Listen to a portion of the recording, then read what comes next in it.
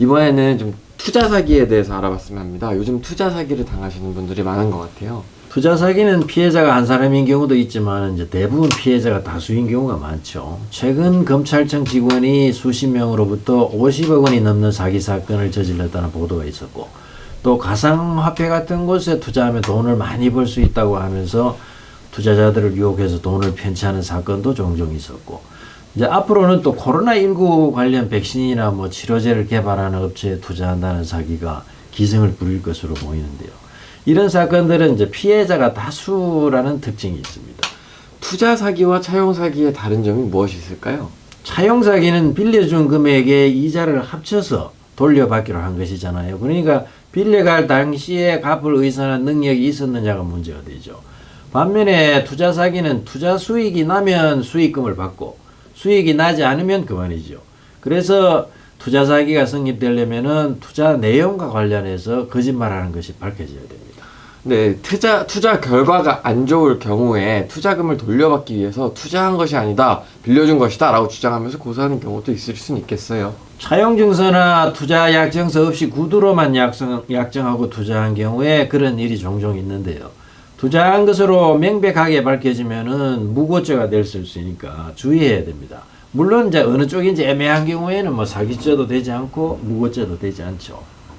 대충 보면 투자 사기가 차용 사기보다 어려운 것으로 보이는데요. 지난번에 차용 사기 당했을 때 고소하는 방법에 대해서 알아봤으니까 그것을 참고하면서 투자 사기를 당했을 때는 어떻게 대처하는지에서 알아보도록 하겠습니다. 먼저 피해자가 보통 여러 명이라고 하셨는데, 그렇다면 같이 고소해야 하나요? 아니면 혼자 고소하는 것이 나을까요? 다른 피해자들을 알 수 있으면 같이 고소하는 것이 좋죠. 피해자들이 많으면 이제 수사기관도 신경을 많이 쓰게 되니까요. 그렇지만 이제 사기범들은 피해자들을 분리해서 이제 서로 알지 못하게 하는 경우가 많기 때문에 서로 알 수 없는 경우가 많아요. 그런 경우에는 어쨌든 빨리 수사에 착수하는 것이 범인들을 검거하는 데도 도움이 되고 그나마 피해를 조금이라도 줄일 수 있으니까 혼자서라도 신속하게 고소하는 것이 좋습니다. 범죄자들도 역할 분담이라는 걸 하잖아요. 그 중에 좀 투자자인 척 하면서 피해자들을 끌어들이는 역할을 많은 사람들도 종종 있는 것 같아요. 그렇죠. 나도 투자한다고 하면서 다른 사람들을 끌어들이는 역할을 하는 사람들이 있기 마련이죠. 이런 사람들은 또 이제 고소하는 것을 주도하는 척 하면서 오히려 고소하는 것을 방해하고 지연시키기도 합니다. 예를 들어서 특정 피해자에게 당신 투자금을 먼저 찾아주겠다고 하면서 고소하지 못하게 한다든지, 또 피해자들이 이제 변호사를 선임해서 고소하기로 했다 이렇게 하면서 시간을 끈다든지 하기도 하죠. 그렇게 시간을 끌면서 범인들이 증거를 없애고 도주하는 시간을 벌어주는 겁니다. 그럴 때는 어떻게 해야 되나요? 무조건 나만 먼저 고소하겠다고 할 수는 없잖아요. 일단 내 투자금만 돌려주겠다는 말에 속아 넘어가서는 안 되겠죠. 그리고 피해자들 모임에서 변호사를 선임해서 뭐 같이 고소하기로 했다고 하더라도 반드시 실제로 고소를 했는지, 그리고 자신도 피해자로 포함되었는지 직접 확인해 봐야 되겠죠. 투자자로 가장한 사람이 있으면 누구를 피고소인으로 할지 정하는 것도 쉽지 않을 것 같습니다. 일단 이제 자신과 상담하면서 사업 내용을 설명을 하고 투자를 권유한 사람들이 이제 피고소인이 돼야 되겠죠. 뭐 대표라고 소개를 했던 사람이나 피해자들을 모아놓고 강연한 사람들, 이런 사람들이 이제 포함되어야 되겠죠. 이럴 때 자기도 투자한다고 하면서 피해자들로 하여금 이제 투자하게 한 사람들은 어떻게 해야 되나요? 사기범인지 피해자인지 좀 헷갈리는 사람들이 조금 있잖아요. 그런 사람들은 이제 일단 피고소인에서 빼는 것이 좋습니다. 수사 과정에서 일당으로 확인이 되면 그때 고소해도 되니까. 또 고소가 없어도 수사기관에서 직접 인지를 해서 입건하기도 하고요. 피고소인의 주거지 관할 수사기관에 고소를 해야 한다고 하셨는데, 피고소인이 많다 이러면 어디에 고소장을 제출하는 것이 좋을까요? 투자 사기가 이제 여러 명에 의해 조직적으로 이루어진 경우에는 사무실이 있는 경우가 많으니까 사무실 소재지를 관할하는 수사기관에 고소장을 제출하는 것이 좋겠죠. 자료들이 이제 사무실에 남아 있을 수도 있으니까 사무실 중심으로 수사하는 게 편합니다. 그럼 검찰청과 경찰서 어느 쪽에 고소장을 제출하는 것은 상관이 없나요?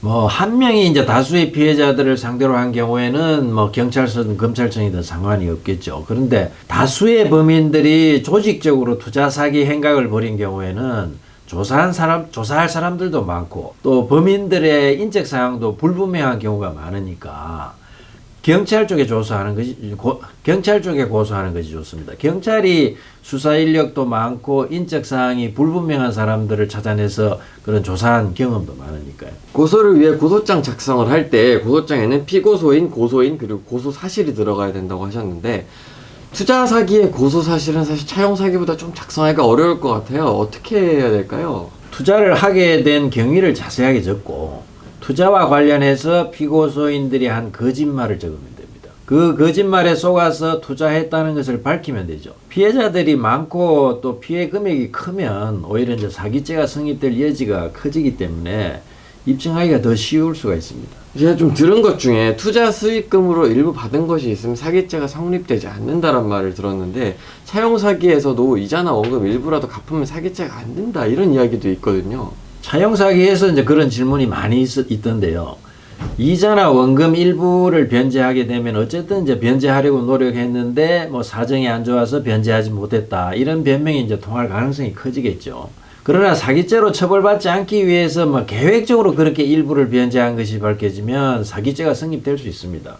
투자 사기의 경우에는 이제 피해자들을 속이기 위해서 투자 수익금을 일부 지급하는 경우가 종종 있는데요. 그렇지만 결국 다른 피해자들로부터 편취한 돈으로 돌려막기 하는 것이기 때문에 계속될 수는 없죠. 이런 사실은 이제 조사하면 금방 밝혀지기 때문에 수익금 일부를 받았다고 하더라도 사기죄가 성립되는데 지장이 없습니다. 문제는 진짜 사업을 할 생각이 있었느냐 하는 것이 되겠죠.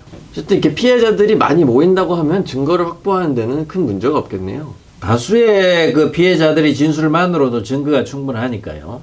투자 설명의 자료나 동영상이 있으면 더 좋고, 다만 이제 개인적인 피해 금액을 입증하기 위해서는 송금 내역이나 영수증 같은 것을 챙겨야 되겠죠. 이제 고소를 하면 합의를 보는데 다른 피해자들과 함께 고소를 했으면 합의할 때도 같이 해야 하나요? 합의는 이제 개별적으로 하게 됩니다. 피고소인들이 피해자들이 일일이 찾아다니면서 합의하고 이제 고소 취소장을 수사기관이나 법원에 제출하게 되는데요. 다만 이제 피해자들 모임이 있으면 서로 협의를 하는 것이 좋겠죠. 합의를 했으면 반드시 돈을 받고 나서 고소를 취소하라고 하셨잖아요. 그렇죠. 지난번 차용사기 동영상을 보신 분들이 합의금을 받지 않고 고소를 취소해 주었을 때 합의금을 지급하지 않으면 새로운 사기죄가 성립하느냐는 질문을 이제 많이 하시던데요. 합의금을 주겠다고 속이고 고소 취소를 하게 한 경우에는 새로 재물이나 재산상 이익을 편취한 것은 아니잖아요.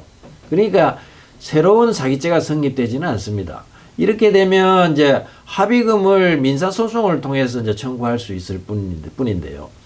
피고소인 명의의 재산이 없기 때문에 민사소송으로 돈을 받아낼 수가 없어서 형사고소를 한 것인데, 이게 합의금을 받지 않고 고소를 취소하면 형사사건을 다시 이제 민사사건으로 만들어버리는 결과가 되잖아요. 반드시 이게 합의금을 받은 후에 고소를 취소해야 돼요. 다른 피해자들하고만 합의를 하고 나만 빼놓을 수도 있지 않나요? 법원에서는 피해 금액의 몇 %를 변제했느냐에 따라서 형을 정하는 경우가 많은데요. 그러다 보면 예를 들어서 90% 이상의 피해자들과 합의했다 하는 이유로 이제 집행유예로 석방할 수도 있어요. 그러니까 재판이 끝날 때까지 진행 상황을 계속해서 체크해야 되고, 법원 선고가 있을 때까지 변제를 받지 못했으면 법원에 진정서를 낼 필요도 있죠. 자신의 재산은 자신이 지켜야 됩니다.